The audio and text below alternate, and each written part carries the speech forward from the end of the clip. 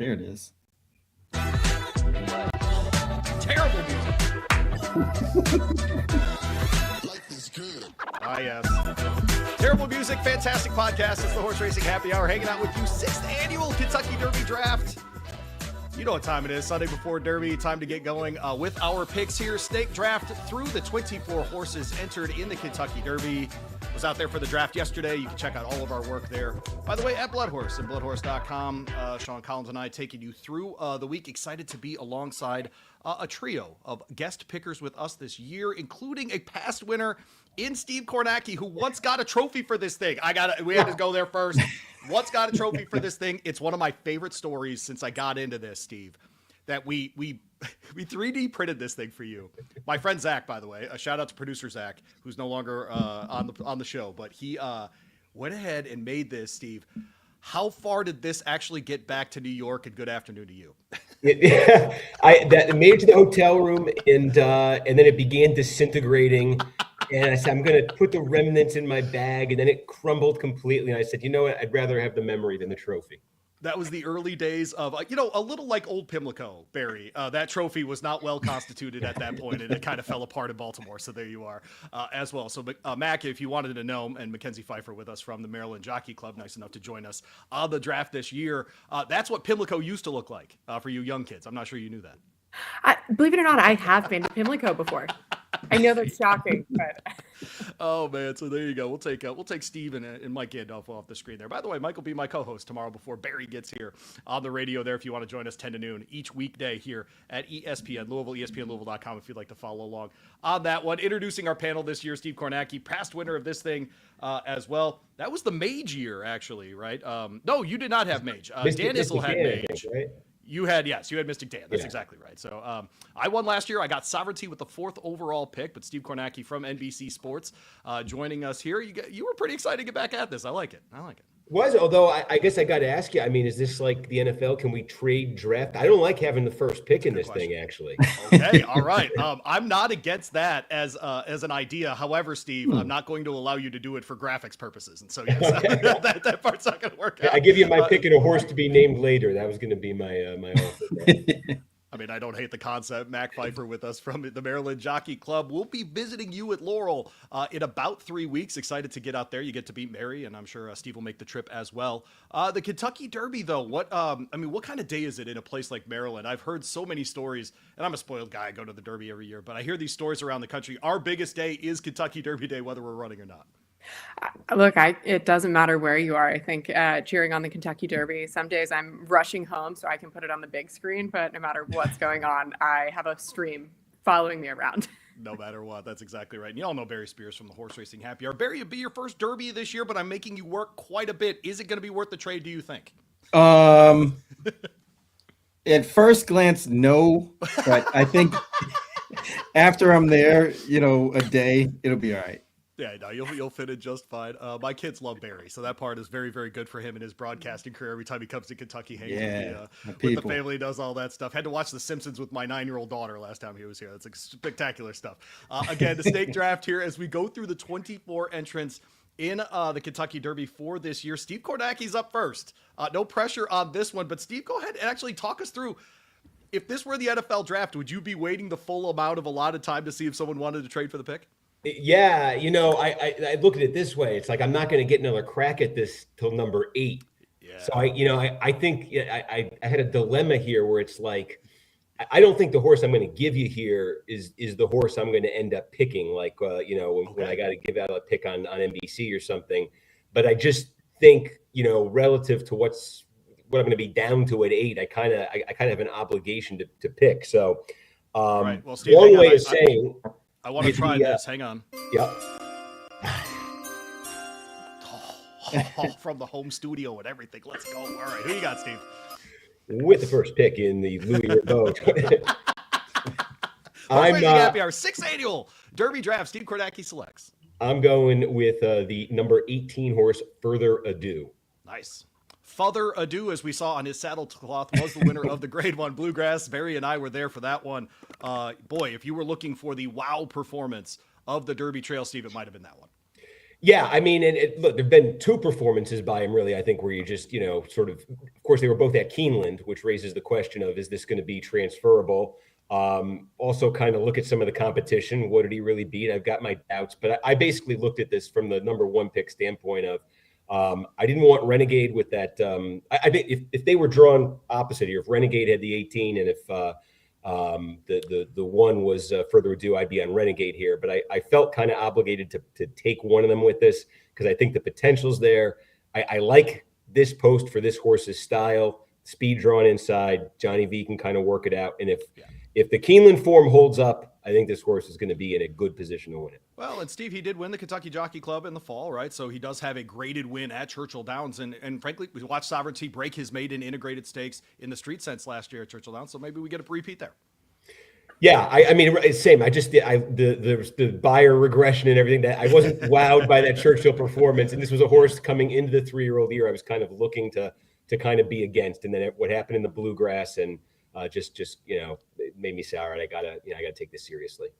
All right, so Mackenzie, did your big board get screwed up in any way here with the selection of Further Ado, or Further Ado as I call him? It actually not too much. That was a horse who I didn't expect to go in the first round, though, and I did have on my list.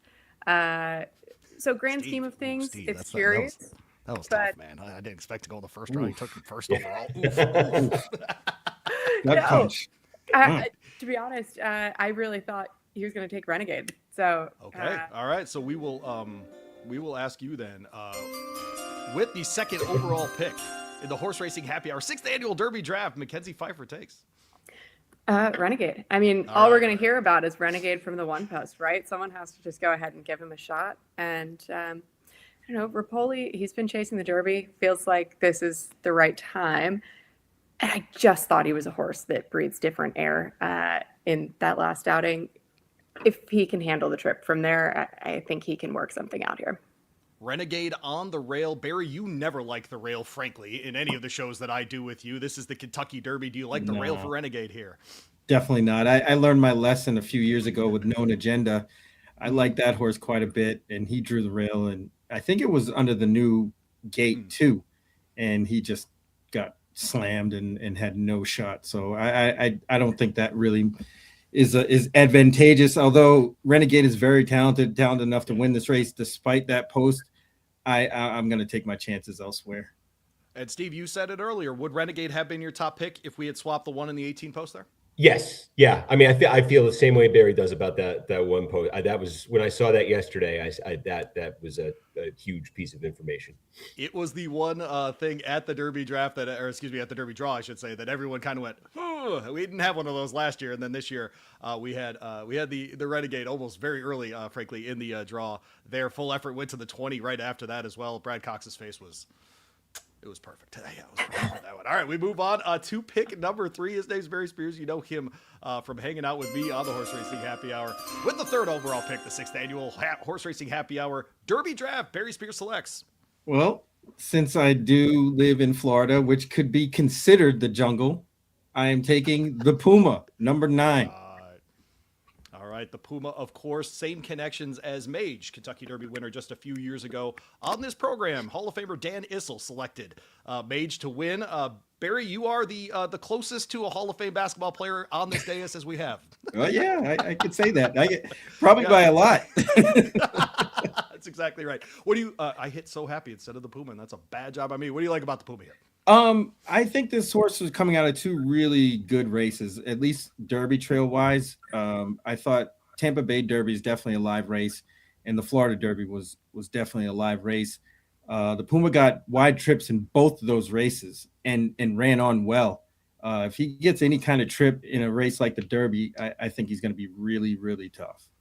The Puma wins at Tampa, turns it around in 3 weeks, Mac, at the Florida Derby. Very, very good finish there as well. I think the 5 weeks after that race really sets him up well here.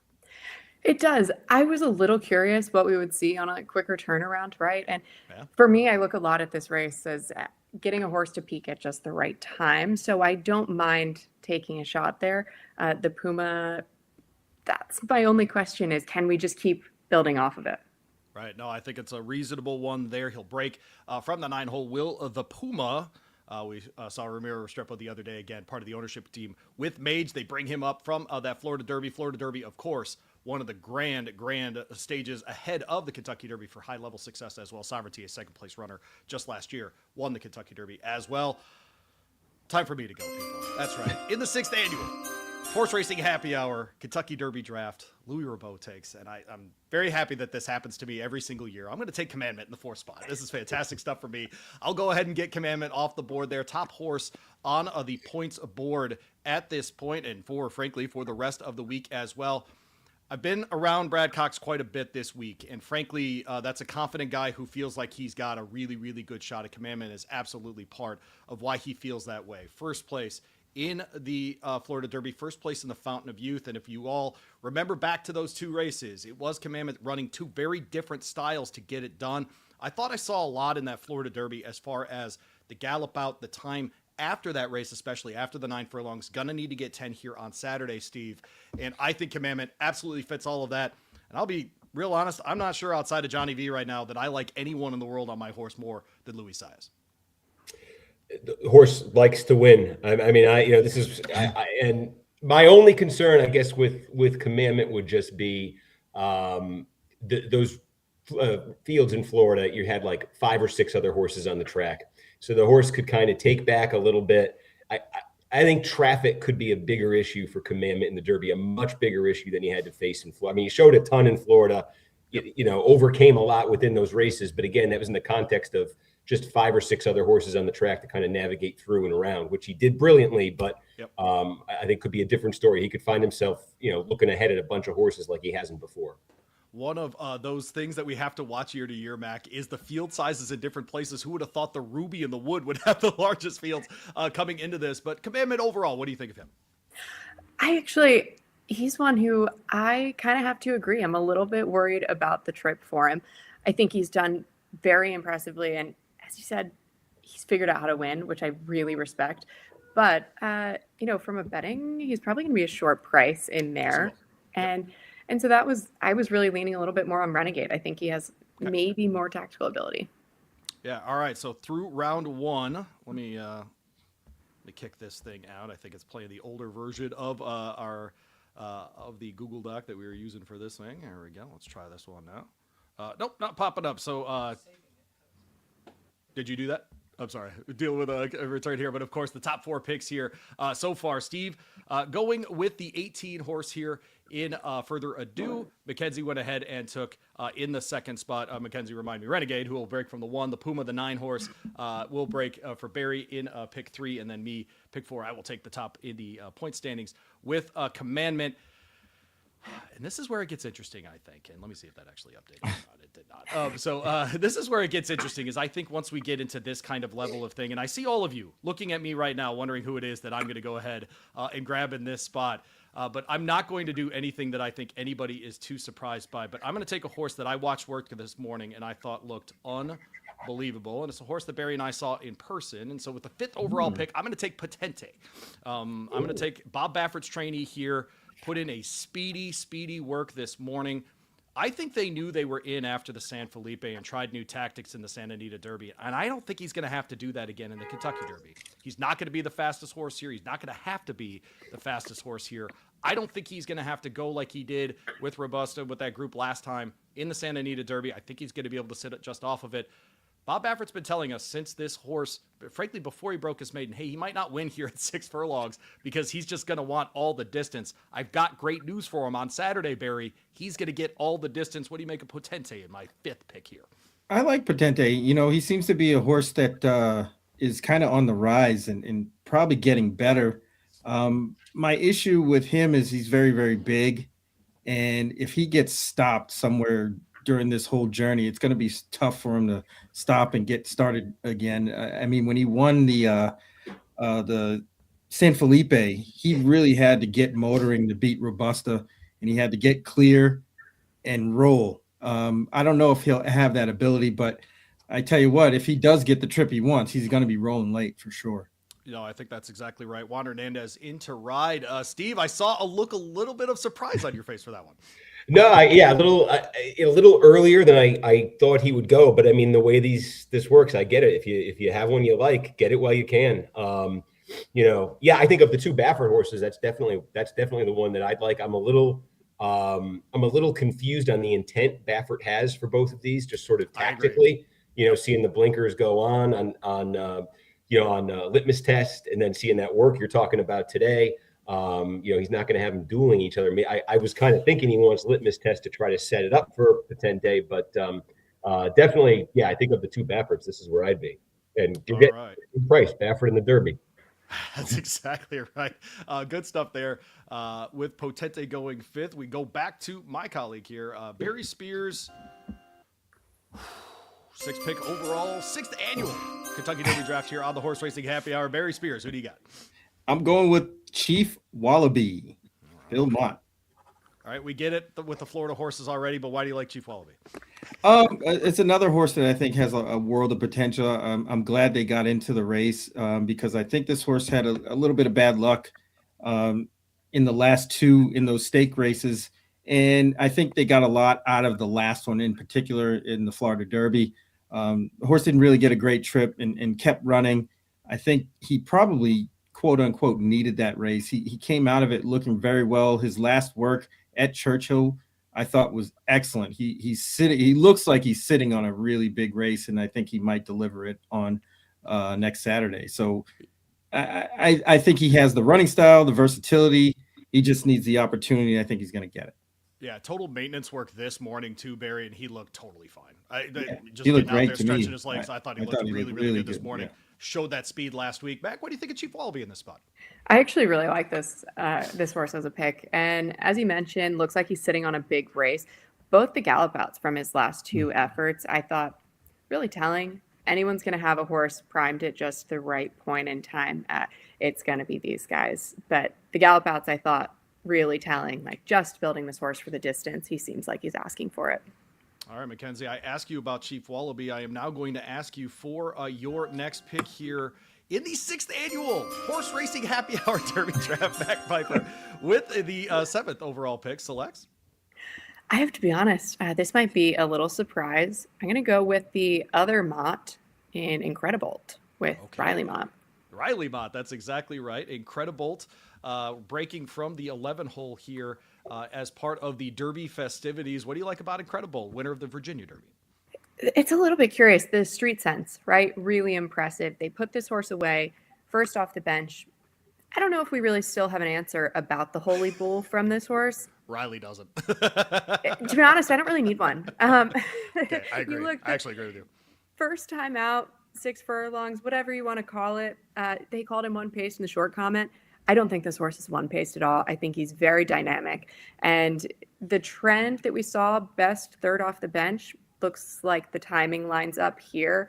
And he navigated a ton of traffic. It was a big congested field in the Virginia Derby. See how those times hold up, but I think he can sit the right trip here. Steve, what do you make of a horse coming out of a one-turn race? Do you care more about the turns or about the 9 furlongs in that race? No, this was going to be my pick if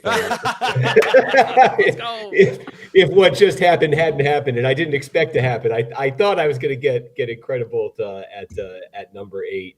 Part of it is just so visually impressive in that Virginia Derby, just the way he pulled away. The figure was a little bit light, but then the fact that he has the win over Churchill as a 2-turn stakes win at Churchill. We talked about it a little bit before the Wood Memorial with Albus, whose name will come up here probably much later in this show. But Riley Mott, I think, has really kind of been on a tear, kind of at the stakes level, and you kind of feel like he's going to have this big breakthrough somewhere. So I was kind of eyeing Incredibolt as a sneaky one.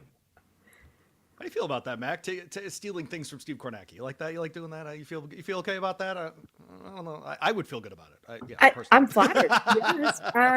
Look, I almost took this horse as my first selection, but I really liked Renegade too, so I kind of just went there. But no, it's encouraging. Part of being a GM is being patient, and Mackenzie Pfeiffer building that roster through the draft here. It's our 6th annual Horse Racing Happy Hour Kentucky Derby Draft with the 8th overall pick. We go back to Steve Kornacki, NBC Sports. What you got? Geez, our draft room has just been thrown into total upheaval here. Binders are being opened up and whatnot, guys. Here's where we're gonna go. So happy. Okay. Oh, wow. Oh, wow. Okay. Santa Anita Derby winner Mike Smith aboard. I got to tell you, there's an interview that Byron King did the other day from Blood Horse with Mike Smith, who just laughs through talking about So Happy, just not caring about workouts. Just doesn't care. But he gets to race day and he's like, let's get going. And so So Happy, winner of the Santa Anita Derby. Steve, what do you like about him? Obviously, the questions before the 9 furlong Santa Anita Derby were, hey, your dad doesn't like to go 9 furlongs. What about you? Yeah, and I'm still, I mean, that gave me a lot of pause here, Run Happy, and should you just kind of dismiss him on that? But I thought the Santa Anita Derby, look, if you just told me, take the name, take the lineage, take everything else off it, tell me a horse in the Santa Anita Derby who kind of ran, up close to the pace, just a little bit off of it, and then poured it on in the stretch and put up a triple-digit buyer, coming into the Kentucky Derby. And by the way, put Mike Smith on board. I think it's worth taking a shot on that horse, and given what's on the board here, I'll overlook the Run Happy for what could be some upside. Underwhelming for sure when we were out there for the San Felipe, Barry, but boy, turned it around in a big way in the Santa Anita Derby. I think as good a pick as any at 8 at this point. Yeah, I think he's flying under the radar a little bit. I think he's better than what people expect, and being out west a little hidden, it's hard to match these horses up when they finally meet each other, but I think that horse is as good as any in this field. All right, so let's see if I got them. Look at me. All right, so there you go. With our first 2 rounds, look at me figuring out technology on the fly. Steve, with the first overall pick, did take further ado, break from the 18 this year in the Kentucky Derby with his second pick you just heard, 8th overall. He will take So Happy. Steve will be up next to kick off the 3rd round of this thing. Mac, of course, taking Renegade, who will have to break from the 1.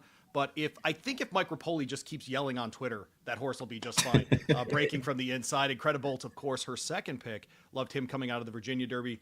Barry's just probably going to keep picking Florida horses, so he went with the Puma and Chief Wallaby. We also had a debate, when you're in a show, Barry, like you and me, does one of us have to call him the Puma just to be a little weird? And I think so. If anybody notices. I'll call him the Puma, you call him the Puma, and people are like, did Barry just say the Puma? Is that what just happened here? I'm just wondering if we have to do that this week. I think I've seen people do that on everything I've seen. Somebody's mispronounced that name. It's crazy. I thought it was just a simple 4-letter word, but I guess not. A little easier than that, and I went ahead and took Commandment and Potente with my first 2 picks, 4th and 5th overall in this draft. Horse Racing Happy Hour, Louie Rabaut, Barry Spears, Mackenzie Pfeiffer, and Steve Kornacki hanging out with you.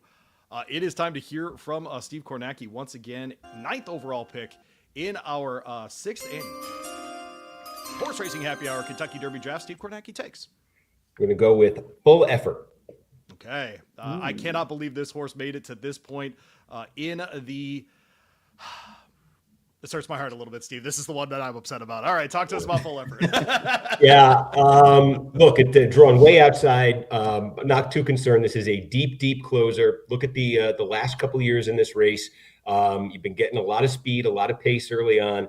I think that could be the case again this year. You got 6 Speed coming over from the UAE Derby, who has some sort of summer is tomorrow vibes, I think, kind of around him. So the possibility of this thing heating up and someone coming from way off of it. And that, I'll tell you, I have learned from experience, from sort of painful experience, the perils of kind of dismissing the Jeff Ruby Stakes and the synthetic surface and saying, boy, whatever, that's not going to be applicable here. Right. 2 Phils almost won this thing. You saw Rich Strike come from out of the clouds in the Summer is Tomorrow year. That race has not been bad, in the last couple of years in terms of a prep for the Derby. Look, the buyer was, in my mind, 94 is kind of like the mark. I want to see him above that ideally, and it's right there with that buyer. And there could be some real upside here, so I'll go Full Effort. I think you're going to get a good number. You heard him mention there, Mac, the synthetic surface moving to Churchill, obviously with 2 fills and Animal Kingdom and different surface then, but Rich Strike, obviously not in the Derby itself, but a horse like Seize the Gray winning in your place there in Maryland in the Preakness as well. Are we slowly, gradually moving ourselves past this? These synthetic horses can't do it anymore. Talk in our circles at least. I just don't even pay attention to it. I mean, the horses, some of them don't take to it, and that's fine. They're all individuals. But the horses who can transfer back and forth, I also just am not worried about it. I mean, think Final Gambit that Brad had. I really liked that horse last year. Was waiting for him to get onto the turf. I was talking about this earlier. Maybe forget I mentioned that. But anyhow, I hold nothing against him. Full effort, very impressive. But I might hold something about Steve because this kind of blew up my next picks. So we can talk trade after, huh? Yeah, incredible. It's really making me pay here. The incredible pick now hurting, but full effort. The first pick in the 3rd round here of our 6th annual Kentucky Derby draft on the Horse Racing Happy Hour. Mac, you are up next with the 9th overall pick, 2nd pick in the 3rd round here. Who do you select? Oof. Emerging Market. Oof. Okay. Dang it. Were you going to take that one before me, Barry? Yeah, I was. Okay, all right. I feel a little better now. Okay, go ahead and tell Barry and me why you just ruined our 3rd round. Because I love stealing candy. Truly, actually, I can't have it in my house. So this is a horse who lightly raced, lots of upside. It really fits the bill for the job here. Post position works quite well for me, checks a lot of boxes, and I thought very impressive last time out. I like Golden Tempo a little bit, but just what we saw from this one in the Louisiana Derby had to do quite a bit of work, and for a second-time starter, I have to give him a ton of credit. Mile and 3/16 in that Louisiana Derby, 2nd time starting ever. Flavien Prat been aboard for both, will be aboard in the Derby as well. Barry, if you were going to select this one, tell us why you were going to select this one. A lot of upside on this horse, and that's definitely a draft word. In wingspan, I couldn't fit wingspan in, so I had to say upside. Right. But yeah, I mean, this horse has two pretty good races. I mean, won a grade 2 2nd time out, and that's pretty tough to do against this caliber of horse. The sky's the limit on that potential. There, it's just a matter of whether we see it sooner rather than later. I loved him too, how he battled Pavlovian, who's going to be in this field and has the most starts of any horse in this field, right? So he's battling a horse that's been tested in races, Steve. And the other part is, hey, in 2018, I picked Justify, and I was told that, horses that didn't race at 2 can't win in the Derby. Maybe a 3rd-time starter can win the Derby this year. Yeah, no, I mean, it sort of fits where racing is going, right? I mean, this is it's the fewer starts and the word upside now replaces experience. So, no, what I was just going through in my mind there, this was the 3rd. I had 3 horses in mind for those 2 picks. This would have been the other one. So okay, all right, okay. So you know what, Steve? You know what that means? It means your draft room is doing a good job. It's just you don't get to pick right now. That's all it is. Yeah, no, your draft room's doing a good job. They're all over it. They're all over it. That's exactly right. All right, so of the top qualifiers to this point, by the way, so we are now, is that 11 picks into the draft? If I'm doing my math correct here. 3, 6, 8, 10, and 11. That's exactly right. Through 11 picks, I think we have taken out of the top points performers, all of them except for this horse. And I'm going to go ahead and take him here, and his name is Silent Tactic. I'll take Silent Tactic. You're just gonna skip me? That's how that goes. Oh, you're up, Barry? Oh, that's why it's not on there. Oh, wow. So, Barry, I'm about to take Silent Tactic. Let me take. That's okay. You can have that horse. I don't like that horse. Go ahead and got that. Skipped Barry for absolutely no reason. I'll hear about it all day tomorrow. Barry, who are you taking in this spot? Pick 11. Well, you referred to it earlier because this is the time in this sort of thing in the draft where it gets a little weird, where you got to really kind of make excuses for horses that you're taking. I'm not going to make excuses for this horse, but you hinted to the reason why I'm taking it. This horse has 10 starts lifetime, which is almost double what everybody else has. And I think that should work out in their favor. I think this horse is on the improve, and it's Pavlovian from California. Doug O'Neill's barn. I was out there today, barn 41, Steve. When you get to town, go hang out there. It's where all the cool kids are. Him, John White with Great White, John Ennis, excuse me, with Great White. The Intrepido team, Jeff Mullins, they're all hanging out there. A very chill spot. Southern California vibes there, Steve. But Pavlovian, I'll go to Mac for this one. The experience factor for this, how much is that worth, do you think, in a race like this? This is one where I go back and forth. I mean, Yeah. I took emerging market, right? Because I give him so much credit for facing Pavlovian. He's improved. He's been very consistent, besides the time he lost a rider. But other than that, very, very consistent in my eyes. And I think he's stepped up really nicely in recent weeks. How much does that do for him coming in here? I just don't really know. And that's where, betting 30-1, great. I'll take it. Right. I think that's where you're going to largely be, as you just heard from me. My pick in this spot will be Silent Tactic. I'll go ahead and take the Mark Casse trainee out of the Arkansas route to the Kentucky Derby, and I will be very clear about this. I do not think I will include this horse in my multi-race wagers, but there is absolutely a world, Steve Kornacki, in which this horse just picks up the pieces and makes one of those great Derby runs that we've seen year over year. Frankly, with him, Christian Torres, of all things, I think of as a patient guy who's going to be able to make the late move with him. Silent Tactic, getting into the bottom half of the Derby field here, but that Derby run is at least a possibility in my mind. Yeah, no, I mean, I think Barry said it. We're into the imaginative phase of the, where you've got to sort of conjure. Yeah, but I mean, look, comes from, way off the pace. And if the setup is there and he happens to be in the right position and definitely from a betting standpoint, I think this is going to be a very popular horse to fill out people's superfectas. What do you think outside of Renegade, Barry, about the Arkansas route to the Derby? This one is going to have to pull something like a Mystic Dan to win the Derby here. What did you make of the Arkansas route? It's hard to tell. I mean, from what we've seen, at least points wise, the horses towards the top, it seems like there were other better prep routes than going through Arkansas this year. That being said, we've all been fooled before. It's almost like the NCAA tournament where the Big East teams win a lot of games, get to the tournament, win none. So I think having a horse that performed well there will be okay. And Silent Tactics seem to have that kind of running style where they'll be picking up pieces. And sometimes that happens. I mean, we've seen Rich Strike win under these kind of circumstances. If the pace gets super hot, Silent Tactic would be that horse. Silent Tactic, of course, my third overall pick in my draft. So we are through 12 picks here, as you can see on screen there. Who do we think feels best about their draft at this point? Who thinks they've got the winner for sure? That isn't me, because I feel very good about my stuff. You got the Puma there. You feeling good about the Puma there, Barry? Yes, the Puma is on point. I feel like I almost did a day, Barry, where I just went and didn't tell you we have a Puma outlet down the street. And I was just gonna buy you like a Puma head to toe outfit, all one color, some like random maroon thing or something, and make you. Yeah, I could be Usain Bolt for the day. Boom, and just interview the Puma, like just talk to a horse for like 3 hours and see if anything happens. But we didn't do that. Mac, how you feel about your first three picks here?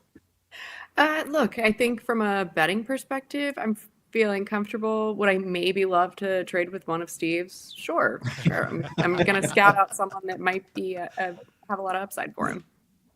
Steve, you've got two Grade 1 winners and a Brad Cox horse in your top three. You got to feel pretty good. I do, although I will say, like, I'm just looking at these on the screen here and looking at Barry's and seeing the Puma and Chief Wallaby, and then just thinking about that Florida series and how I think it probably stacks up to the rest of them. Having those two coming out of those races, it versus, from my standpoint, having none who came from those races, that's.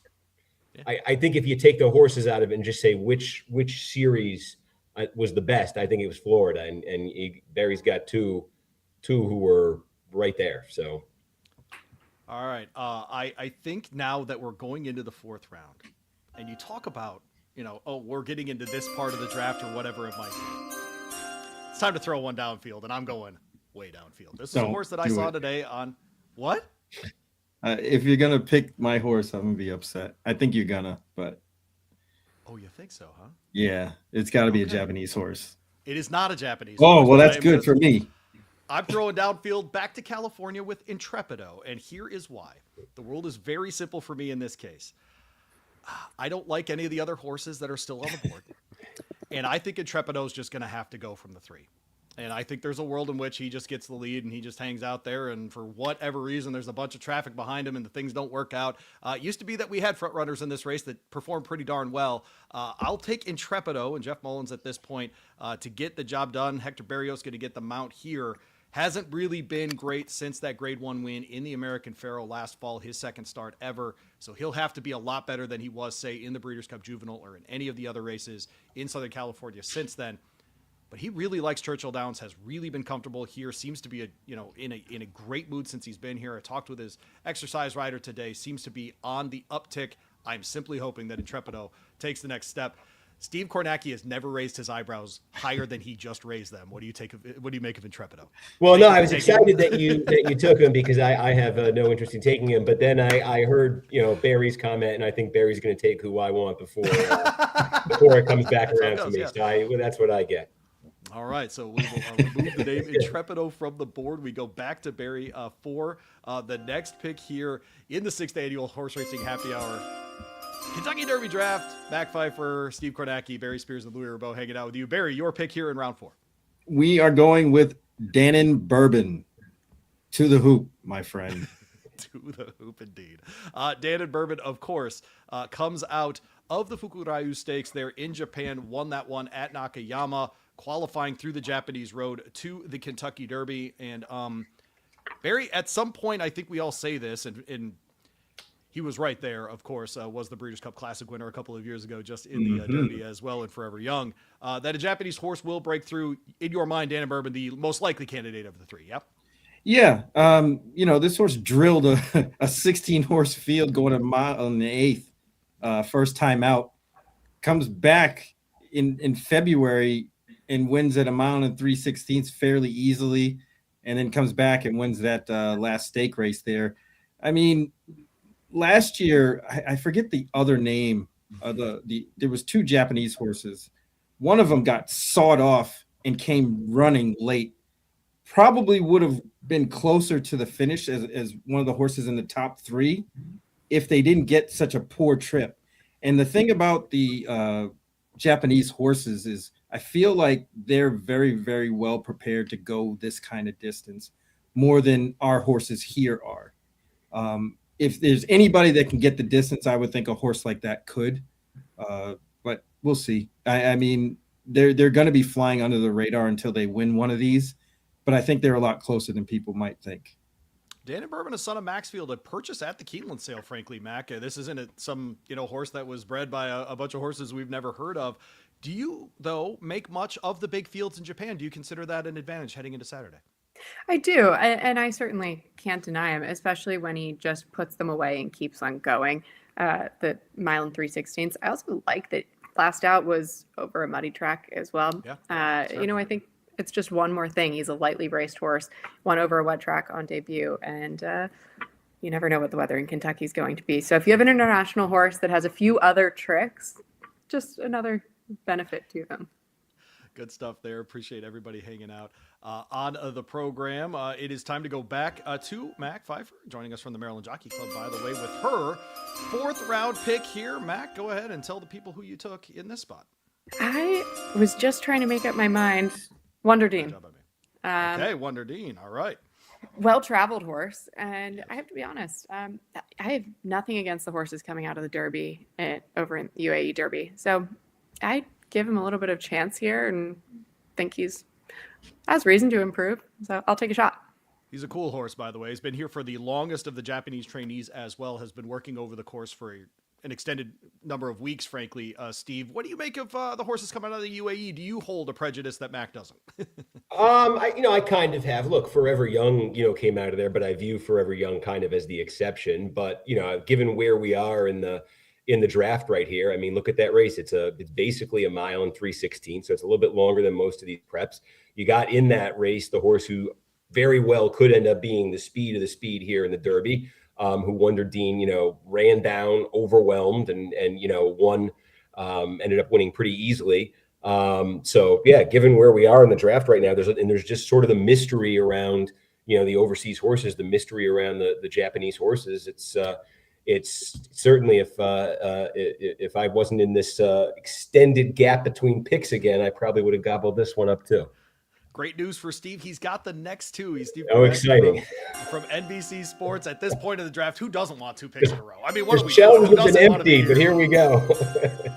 The shelf may be empty, but Steve is not. His pick here in the 6th annual Happy Hour draft is Litmus test. Okay. All right. I think I don't need a reason other than this is a Bob Baffert trainee, but tell us why you like litmus test in this. Yeah, I get the one Baffert, yes, and then I guess if you're trying to make the imaginative case here, I would say take a look at the races at the end of the 2-year-old season out on the West Coast, Del Mar, Los Al. The figures were pretty good. The performances and the Arkansas series were not good. Maybe you could say Oaklawn just didn't agree with this horse. Maybe Churchill will. Maybe you were seeing some of that potential last year that can be realized. The blinkers go on. Maybe somehow the speed is not, we've seen Baffert do this before, right? We saw Authentic go to the front. We saw Medina Spirit go to the front and DQ'd, but cashed the ticket, so yep. I'll take that chance at this point in the draft. All right, so both Bafferts off the board there. Steve, now with further ado, So Happy, Full Effort, and Litmus Test. Mac taking Wonderdine there out of the UAE Derby. Virgin Market, the winner of the Louisiana Derby. Incredible Virginia Derby winner. And Renegade, the Arkansas Derby winner. A lot of winners on your list there, Mac. How about that? I like that. And then Barry, the Puma, Cheap Wallaby, Pavlovian, and Dan and Bourbon. Far fewer winners, Barry. Yeah, well, that's debatable. It only matters on Saturday. And of That's course, right. on the top of the point standings for me, Commandment. I'll take the other Baffert and Potente, Silent Tactic out of the Cassie Barn, of course. Wild card for me, Intrepido, breaking from the 3 out of the California scene. We go back to Steve Kornacki for his 5th round pick here. I'm sure he is just dying to tell the American public what he is going to do here in the 5th round. Steve Kornacki, NBC Sports, Horse Racing Happy Hour 6th annual Derby draft. Who you got? Golden Tempo. Yeah, you do. All right, tell us about Golden Tempo.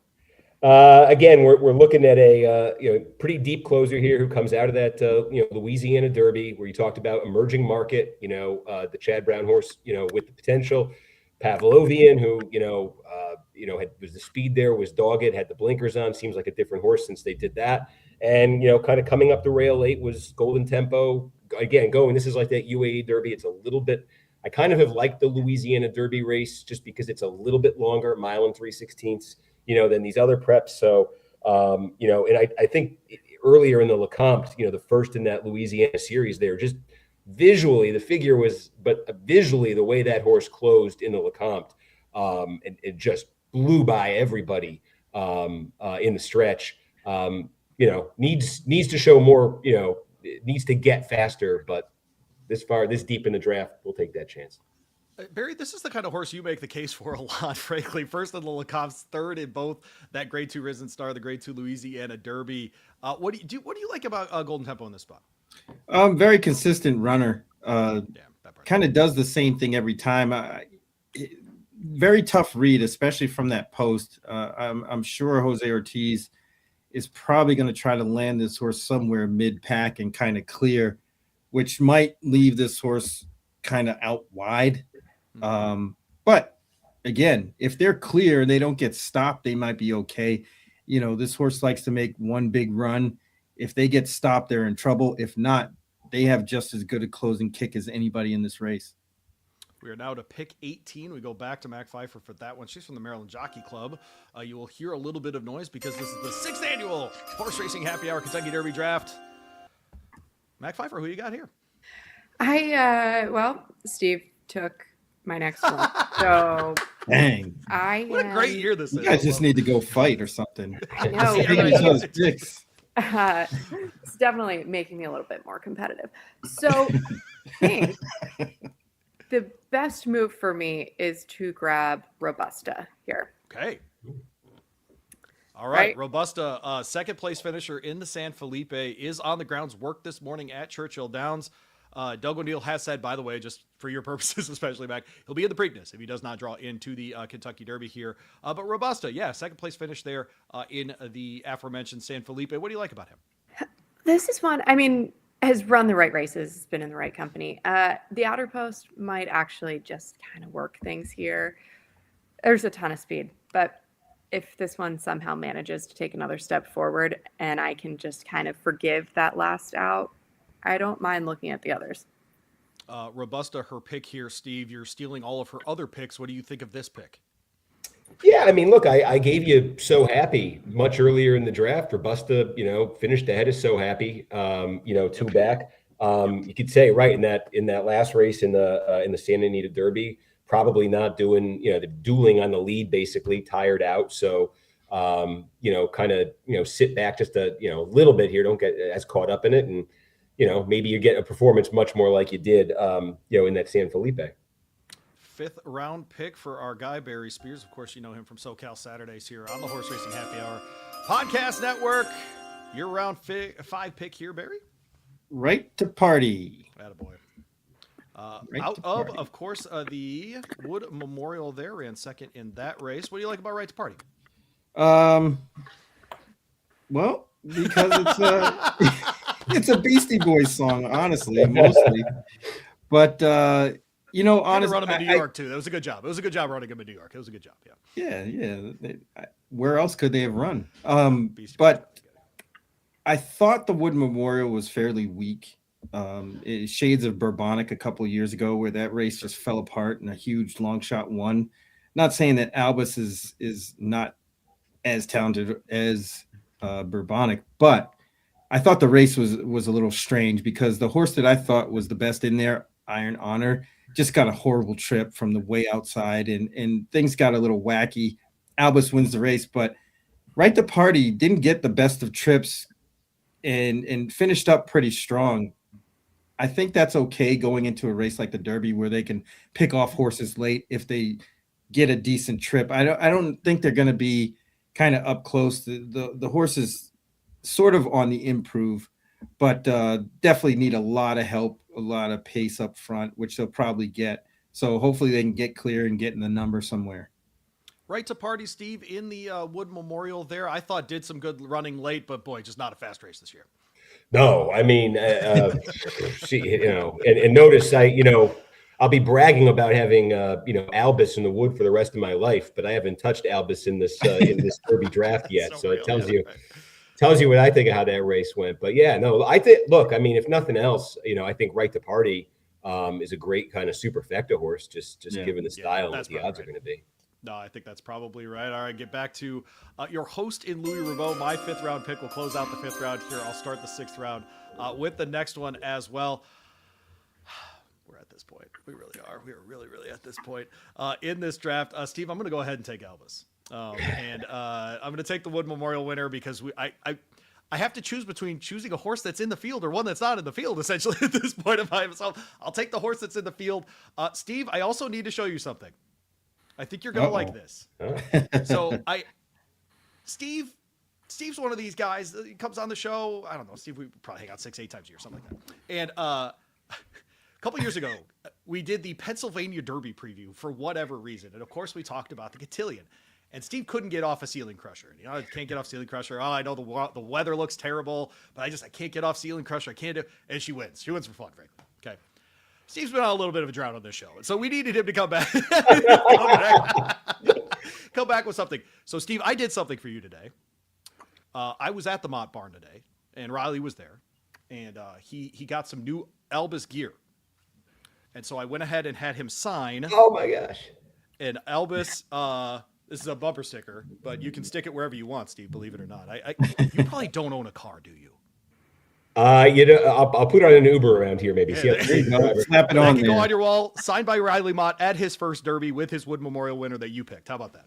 That is awesome. Thank you. And if you had shown me that before the draft, we would have had a very different chain of events here. But I get Elvis here in the 5th round. We'll get into the final round here. I'm not going to pause the show to show you the 5th round. We're not doing that. So I will take, at this point, I'm going to take Great White. in this spot. I know he has not yet drawn into the field, but we have seen way weirder things I wanted that than the. I bet you did. The 21st horse drawing into this field. John Ennis been in the Derby before. He is considerably calmer this year. 2 years later, Mac, you've seen this before as well. Trainers that get into a big race scenario for the first time, maybe a lot of nerves around it. A guy like Ennis who has an operation the size that he does, he owns half of this horse, for example. Going to be a lot calmer here. Do you think that'll have an effect on Great White's performance? Possibly. I think when you're able to just kind of get into a different sort of headspace, everything around you changes. He's another one where if you draw a line through the last out and just kind of go back to the synthetic, I don't mind forgiving this horse, especially with him being caught on the inside in the bluegrass. So, also if there's a scratch, say, one of our favorites goes, you're the first one to get in. That's exactly right. I'll take the 21 horse here in Great White. We go to Barry for his 6th round pick here on the 6th annual Horse Racing Happy Hour Kentucky Derby Draft. Oh, high level technology on this show. Barry, who you got in round 6? We're gonna take Oselli. All right. What do you like about the maiden here? You don't have to pretend that this horse hasn't really run all that poorly. Very competitive, just hasn't gotten over the hump for whatever reason.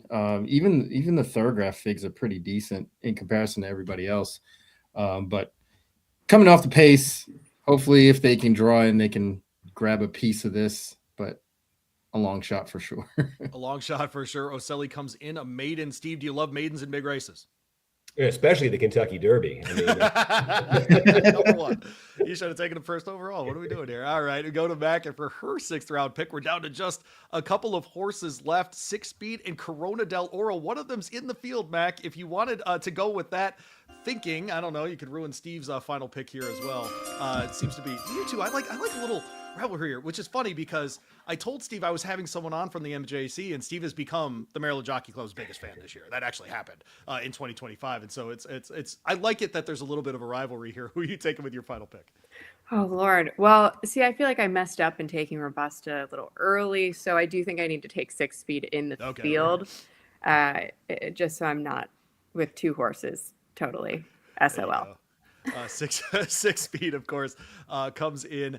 And by the way, I got to interview trainer Bupat Simar, really nice guy, really interesting guy. Last time, Michael Bartolono, likely to make the trip for the Derby as well, was 2nd in that UAE Derby, 1st in the UAE 2000 Guineas. Before that, the prep race for that one should be part of the early speed. And congratulations, Steve. I should have another sounder here. I don't know what it would sound like, but you know what it is? Hang on. I think, does everyone hear that sounds? Do you? I think Barry knows where I'm going with this. Poo, diddly, Crickets. poo, diddly, poo, diddly, poo, diddly, poo, diddly. This is a show that loves Jim Mora sound. Playoffs, that sort of thing. We love Jim Mora on this show. Diddly poo, you get Corona di Oro, Steve. Let's go ahead and do this. Does this horse run on Saturday? Yeah, this is the mystery irrelevant pick, right? So I would like to petition for some kind of point in this thing if the horse just gets in. I think that's victory for this horse. I'll allow it. I don't like it, but I'll allow it. Yeah, I don't like it at all, actually. Just get in the gate. That's it. That's exactly Don't even have to run when it opens. Just get in the gate. Oh, man. All right, so let me grab the final rendition of this draft, and I thank my 3 guests, Steve Kornacki from NBC, Mackenzie Pfeiffer there at the Maryland Jockey Club, and, of course, my co-host, Barry Spears. You'll hear him way too much this week on ESPN Radio with me here in Louisville. Way too much. But we'll go ahead and put this one up on the screen. Thanks to producer Tommy, hangs out with me every year on this program, puts this graphic together for us, which I did not properly put up earlier in the show. And it was Tommy's fault. Not just kidding. It was my fault. But Steve, further ado, So Happy, full effort litmus test, Golden Tempo, and Corona del Oro amongst your picks. Go ahead and do something now that you've had many rounds to sit around and be angry about how much time there is between your picks. Who is your most likely winner on your list? And of the longer shots, who would you want to put in the back end, save a superfecta? Further ado, I think is the most likely, clearly from what I've got there. And on the back end of the superfecta, I think it's Golden Tempo, potentially coming late here and full effort. I think full effort. Show me the odds on those two. Yeah, no, that's right. I'm fascinated by what full effort's number is going to be because the connections and all that stuff, Tyler and all that. But Mac, Renegade, Incredible, Emerging Market, Wonder Dean, Robusta, and a 6-Speed here. Who's your most likely winner, and who do you think can fill out that superfecta? Look, I have kind of an interesting draft here, how You it do? came together. So, most likely winner, probably Incredible, right? If he builds off of that last out, I think he is the most likely winner. Renegade, I'd say yes, but it's the post position. So, how much do they have to do so early? Yeah, maybe Renegade a potential superfecta horse, actually, for the back end of that superfecta. If he has to work out a trip from the rail, who knows? In that spot, very, very California and Florida heavy here. The Puma, Chief Wallaby, Pavlovian, Dan and Bourbon, Right to Party, and Ocelli. Most likely to win there, Barry? Most likely to fill out a superfecta? I think most likely winner is probably Chief Wallaby. Although I do like the Puma quite a bit. There may be some question marks there with the distance and everything with the Puma, but I think Chief Wallaby is putting it all together, at least from what I've seen his workouts and things like that after the Florida Derby. Looks like he's really doing well. And I think Dan and Bourbon is the one that is most likely to fill out the superfecta. They're kind of flying under the radar. Yep. And the horse seems to be pretty good. So we'll take that one.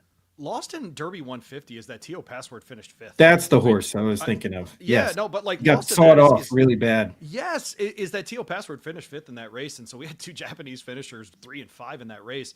I'm with you, man. I think Dan and Bourbon, especially with the breeding and the build, I think he's one of those that can absolutely do that.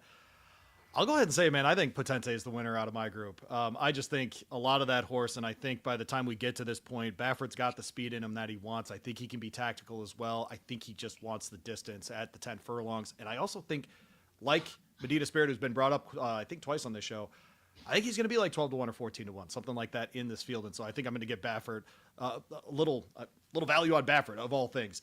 And I'll go ahead and I'll take Intrepido for the back end of my superfecta and kind of double down on taking him with the 4th pick.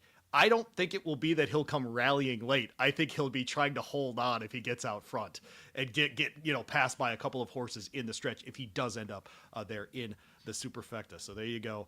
Again, if you win this thing, we give you a trophy, but it falls apart as soon as you get it. So it's really a crappy trophy.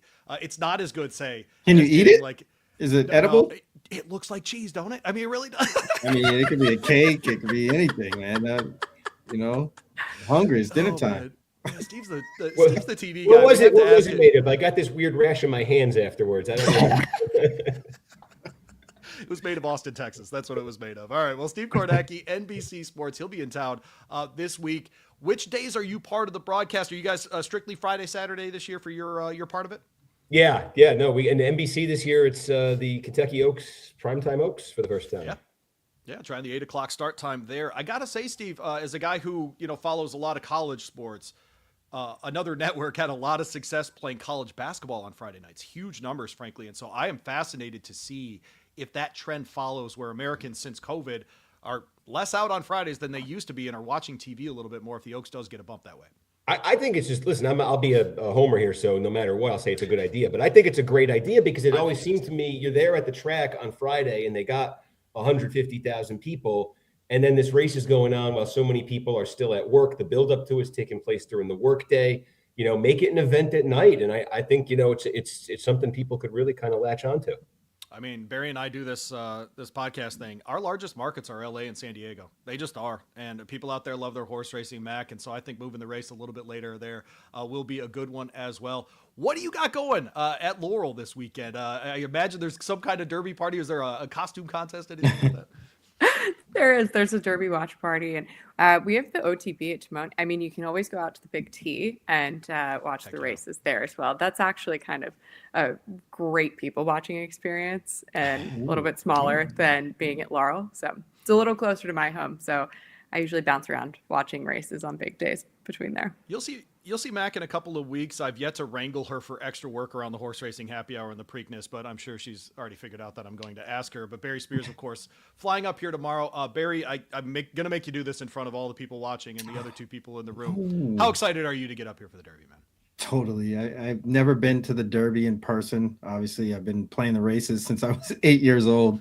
This is like a dream come true. So to be working and doing all that. It's just going to be an experience of a lifetime. I can't wait. If you are in town Tuesday night, Barry and I will give the Blood Horse Seminar Tuesday night, 7:00 at Blind Squirrel Restaurant. Doors open at 6. I never charge for this thing. Dinner's on me, and the bar is open. Come have fun. I know the Derby is really expensive. It doesn't have to be for one night. Come hang out with us at the Blood Horse get-together Tuesday night there. By the way, I'll hand you a cigar when it's done. Like, let's just have fun. Let's do the Derby. Let's do the darn thing. It's always a great time. I'm so glad Barry gets to come up for it this year. And really appreciate Steve. Really appreciate Mac jumping on the program as well. Happy Derby to all three of you. Happy Derby. Too. Great week. Looking forward to this. Oh, man. Well, Steve will be here soon. Barry will be here soon. And we'll yeah, get my trophy in person. By the way. That's right. Oh, man. I don't think that's how this works. But we'll play some crappy music to get us out of here.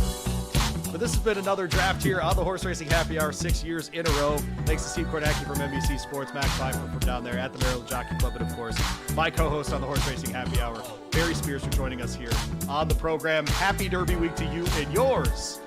Look for more content throughout the week. See you.